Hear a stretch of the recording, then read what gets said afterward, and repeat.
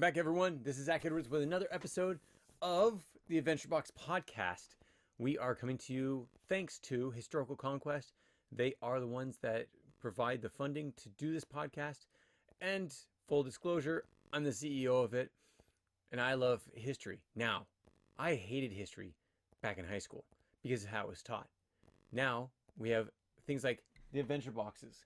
The Adventure Boxes are what we sent out to students. Inside it has textbooks, it has crafts, it has games, has all these different things, all different ways depending on how you want to learn. You might say you like audio. Great, listen to our podcast. Watch it on YouTube if you're visual. You want kinesthetics? Go into the boxes, do some of the crafts, some of the games. If you like reading, read the book. There's something for everyone in these books. Today, we're going to be talking about what? The Assyrian army. I told you about this on Tuesday. Here we are Thursday, so let's get into this. Okay, so today we're stepping into the world of the Assyrian Empire, one of the most fearsome and influential powers of the ancient world. From their dominance in the Near East to their unmatchable military strategies, the Assyrians reshaped history, basically. So we're going to explore their lives and the powerful kings, legendary leaders that were there. So we have, and I can't remember these names very well, or I can't read these names very well, so I apologize if I completely butcher them. But Ashur ban Ipal, Ishur ban Ipal, Ishur ban Ipal, Ishur ban Ipal. Okay, and we're going to examine the military innovations that made this force a reckoning. Basically, no one could really stand up to them at the time. So this is when they rose, so from their origins to their dominance. But like all empires of the past, they all fell. So let's go into it. I don't think we might talk about the fall if we have enough time. So first off, early beginnings. The Assyrian Empire emerged from northern Mesopotamia. Okay, so let me show you a picture. If you're looking at our YouTube channel, you can see this is a picture of Iraq and the Middle East. You have Iran here, you have Iraq here, and this little green spot right there, that right there is Babylon. Northern Mesopotamia is up here, and that is the Assyrian Empire. Big difference between the two. So this is modern day Iraq, what would become modern day Iraq, and the city of Ashur served as its spiritual and political heart. So let's look up Ashur. Oh, we're not going to find it. That's right. You know why? Because Ashur no longer exists. So let's come back here. Ashur was up here in the northern part of Mesopotamia or Iraq. And so this was the city of Ashur was the spiritual and political heart, as I said. Well, while Assyria started as a small city-state, much like Babylon, we were talking about that on Monday, it grew into one of the largest empires in the ancient world had ever seen at that point, and even beyond. So this is basically thanks to a military culture. The Assyrians were born to fight. This is how they were raised. The military was very well inbred into them. And I don't mean that in a negative way, or such. I'm just saying that is actually fact. They were born to fight. They were trained to fight from the very beginning, from a very early age. And efficient government. So their government had full control over everything that they did, which is why, again, most of them learned military strategy from the very beginning.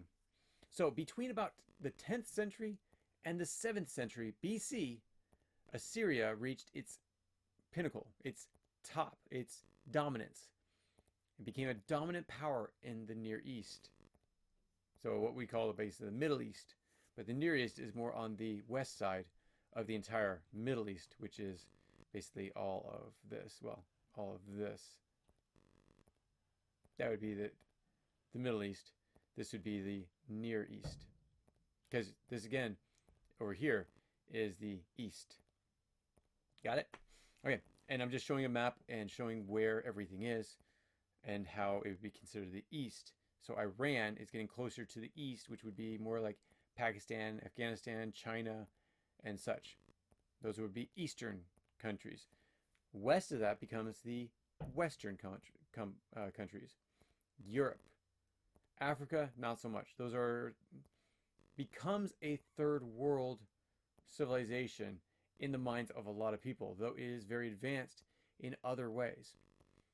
Okay, so at its peak, its very top, between the 10th century and 7th century, so about 300 years. So 1000 BC to about 700 BC. Top of their dominance. Okay, what made them so effective is the question. So this is a combination of ruthless kings, advantages by military strategy. Again, they were learning from a very early age, and an effective administration. I'll give you one example. Okay, so let's zoom in to Assyria. Assyria is right here. Not very far off, they had Syria. So you have Assyria and you have Syria, totally different places. The Assyrian army came through Syria and came down into the kingdom of Israel. When they took that over, they walked in. They basically walked in. It was a little bit of fighting, but they basically walked in.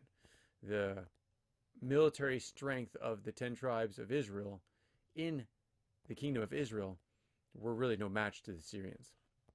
So they came and wiped them out. Now, they didn't actually kill everyone.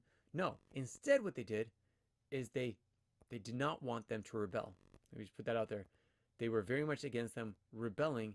So, in order to stop them from rebelling, they had to split them up. So the Israelites, the 10 tribes, the reason why they're called the lost 10 tribes is because Assyria came in to the northern part of Israel, which was called the Kingdom of Israel, and took all those people, those that survived the battle, and separated them and sent them out to all different parts of the Assyrian Empire. Now, during the time of, and we're going to fast forward just a little bit, little spoiler alert here, when Persia won over and took over Babylon, Babylon had already taken over Assyrian dominance. Well, when that happened, Persia actually became friends with or worked with the Jews and sent them home. So most likely, a lot of the Jews that were part of the 10 tribes who were put out throughout the Assyrian army or Assyrian Empire, which is what the Persians took over, a lot of them probably went home. And when they went home, they went back to their normal lives in Jerusalem, helped rebuild Jerusalem, helped rebuild the kingdom of Israel. But the kingdom of Israel is basically completely eradicated. Structures, people, everything was. So there's a chance that they just moved down or they never went home. We're not quite sure. Again, that's why they're called the lost 10 tribes. Okay, so the Assyrians believed in absolute authority, with their king seen as basically the representative of their god, basically a dictator. This divine mandate from their god to the king justified their conquests and brutal treatment of their enemies. Their king was the representative of their god. Whatever he said went, so their cruelty was based on that. Okay, so you can see how cruel it is. So when a country actually gets taken over by or ruled by a dictator, this is why America does not like dictators, it basically can say, this is what God told me to do, you've got to go do it. Never turns out well. Military, God. Now you see, the way I believe in God is God would not send people in to destroy other people or conquer other people for their own pride. Now, as you know, Israel came in and they kicked out the people of Canaan and destroyed cities and killed everyone in those cities, but they believed they were doing it for God. I'm not judging on that at all. I'm not going to be part of that. You can decide however you want. But when it comes to like the Assyrian king, who just wanted to take over more land and more land and more land and more land and keep going, that's where I have to draw the line. And when it comes to Israel, that's of the past. I cannot say that. Palestine, again, was not there. That was the people of the sea, or the Philistines, or potentially the Philistines, basically the same people. So let's go into some of the military innovations that the Assyrians have. So let's talk about the backbone of the Assyrian dominance, their military. The Assyrian army wasn't just large, it was innovative, disciplined, and terrifying. Why? Because again, they were bred to fight. They were raised to fight and kill and conquer. This is the type of group that I'd say, no, that is vain ambition, pride, and that's not how I see God commanding people. But again, to them, I cannot condemn them. I'm guilty as everyone else of doing things I'm not supposed to be doing and such. But I don't want to ever repeat that, or ever see like the United States ever repeat that as well. So the Assyrians were the first to create a professional standing army. Again, most of their youth, or at least their men, were trained to be infantry, and it was only men. There was no diversity in this group. It was men who did infantry, cavalry, so by foot, by horse, archers, and charioteers. That's basically the only types you could have. They don't have other kinds of status when it comes to military placement. So they developed this very coordinated, very simplistic battle strategies combined with multiple units to overwhelm their enemies. So it wasn't anything magnificent when it came to the strategy, just like these strategies are like come down here and then go down here and change all these things. No. As far as we know, it was actually a fairly simple understanding of military strategy, but the massive numbers, the ferociousness of these people made their enemies fear them. And so they overwhelmed their enemies. They used archers. This is just an example. Let me show you an example. They used their archers to weaken their enemy lines before sending the chariots in to break through. Now, what are you saying? You think of medieval times, right? Yeah. Medieval times, they did that all the time.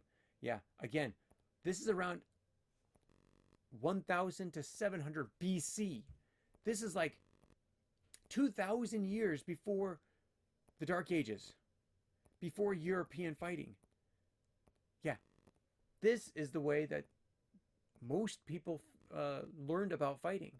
The stories of their dominance were spread through Greece, through Rome. They found out how they fought, and they adapted to that. Everyone afterwards. The Assyrians were basically the first ones.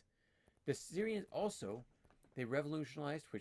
They were one of the first to create siege warfare. They developed battering rams. Again, something else you'd think that would be in the Middle Ages, the Dark Ages. They created siege towers. Knights, right? Siege towers, knights. And they did tunneling, which breached fortified cities. They would dig under the city walls and attack from within. Wow. These are like so advanced. This is like 2,000 years before all that stuff was created for the Middle Ages, for medieval times. So let me give you another example. During the siege of Lachish, I think it was Lachish, or how you spell it, or say it, 700 BC. The Assyrians used a combination of ramps, battering rams, and psychological warfare to subdue the city. Their tactics were so effective that they became the blueprint for sieges of warfare for centuries afterwards, all the way into Europe. Now, interestingly enough, mostly Europe and the Middle East. I'd actually like to find out how China does their weaponry and their warfare. I actually don't know. I haven't studied that yet. We will get there when we get there. But stay tuned. I mean, think about this. They could have learned this as well. Did they learn this as well? I'm not quite sure. Okay, so let's go into one other thing. Terror as a weapon. Like I said, they used psychological warfare against their enemies. They had such massive numbers, ferociousness in the attire and how the people looked. They displayed the gruesome fate of those who would resist them. Okay, actually, this goes a little bit more into what they did afterwards, after they attacked. But this is what gave them the name, this last part, the resistance part. They wanted to make sure that nobody would fight them, or no one would stand up against them. So they did mass executions. The Assyrians did not care who you were.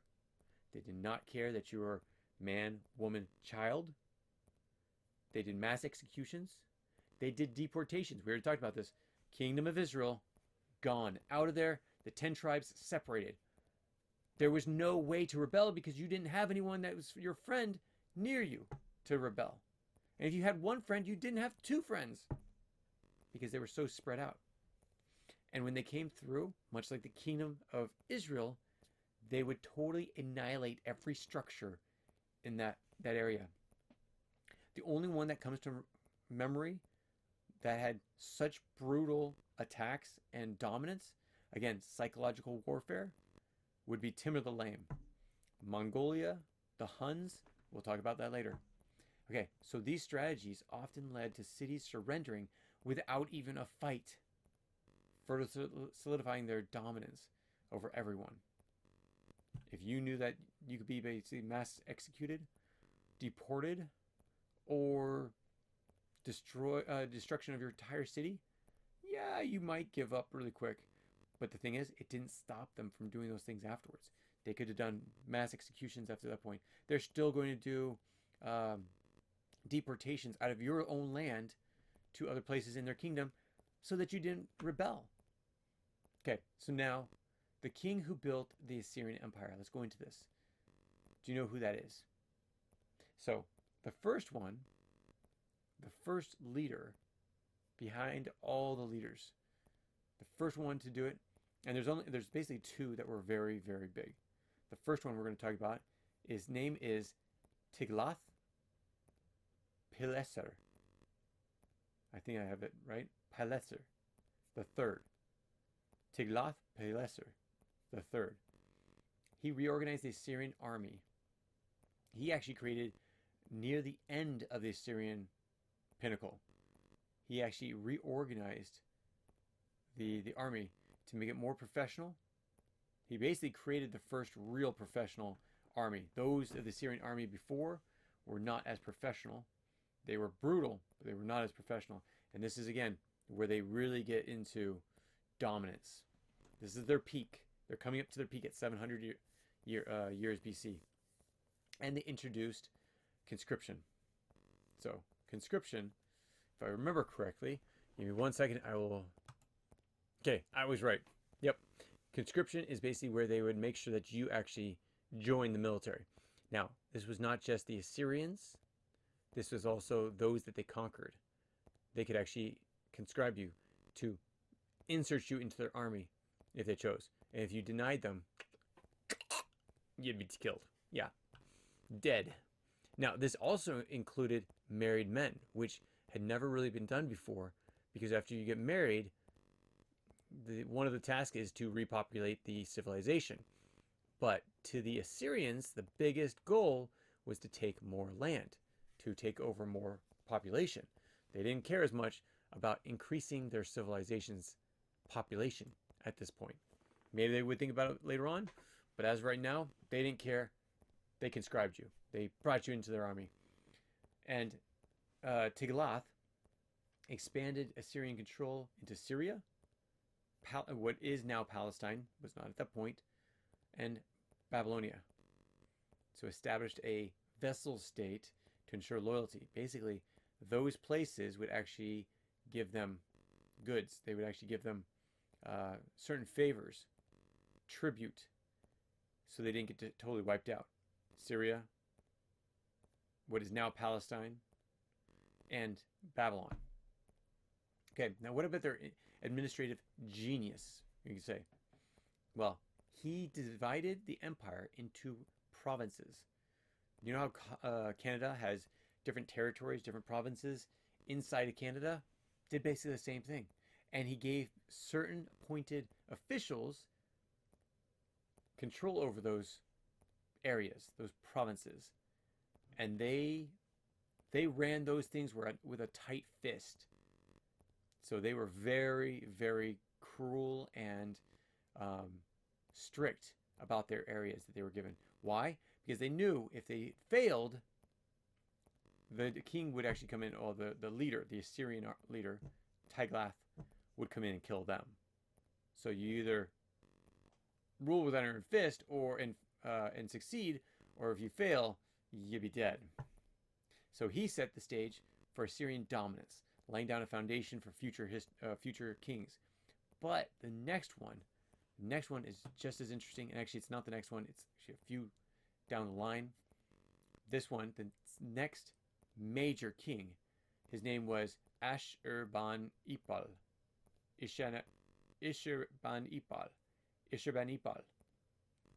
Ishur. I'll just call him Ashur, which is because I think he's actually from Ashur. So Ashurbanipal, often called the last great Assyrian king, served around 669 to 631.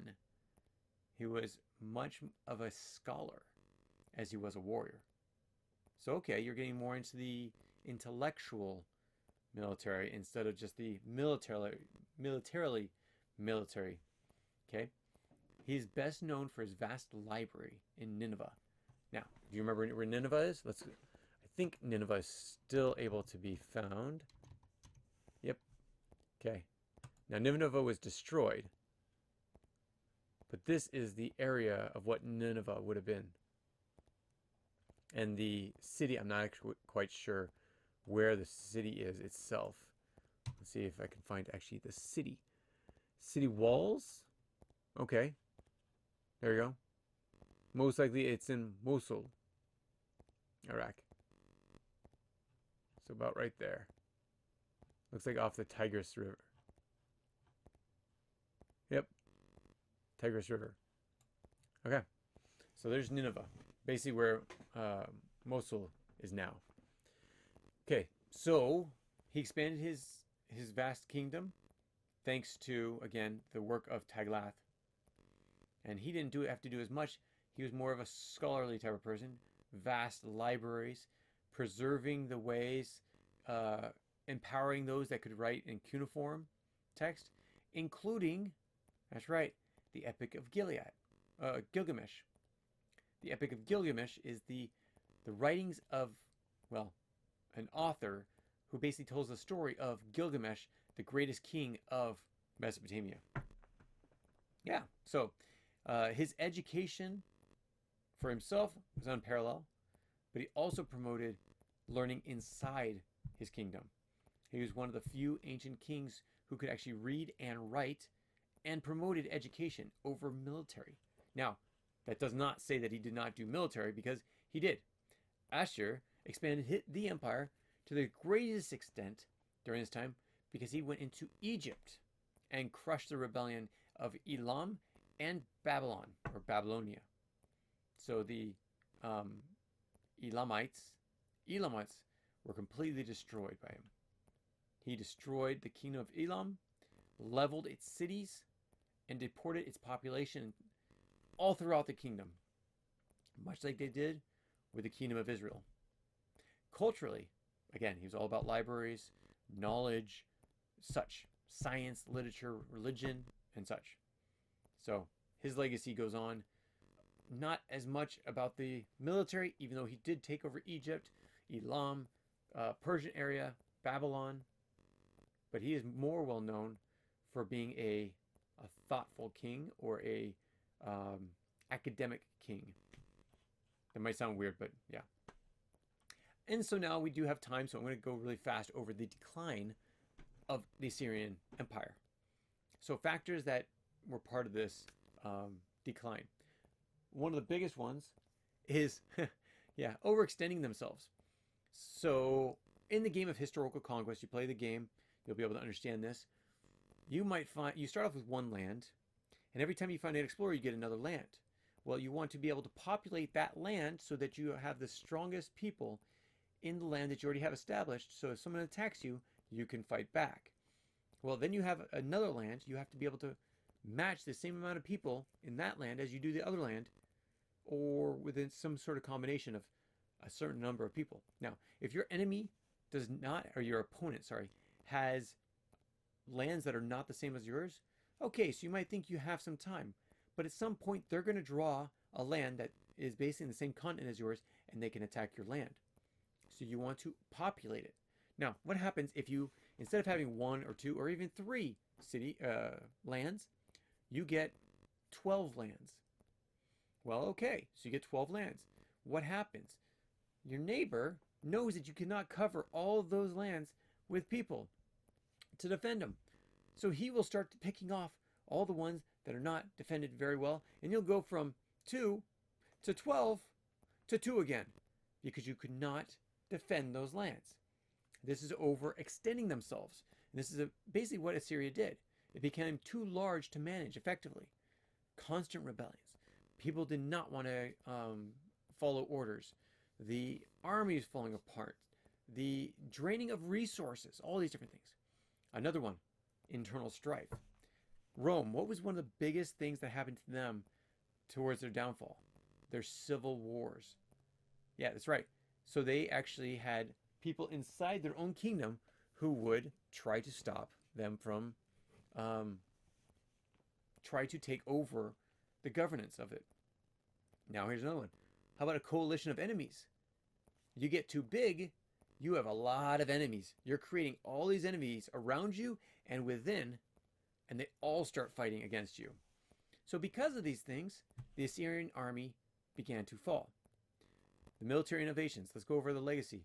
The Assyrians set the standard for organizing armies and siege wars, influencing later empires such as the Persians, the Romans, even the Middle Ages with the knights in Europe.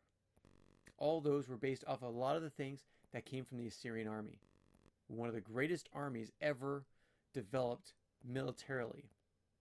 Now, they also had cultural contributions. Remember Ashur, his libraries. He was all about learning, about science, literature, and he did conquer as well. So these are the legacies that were left behind when the Assyrian army basically fell apart. Okay, and just so you know, when the Assyrian army fell apart, you had Babylon come over and take over part of it. Medes that came and took over it. Scythians that took over.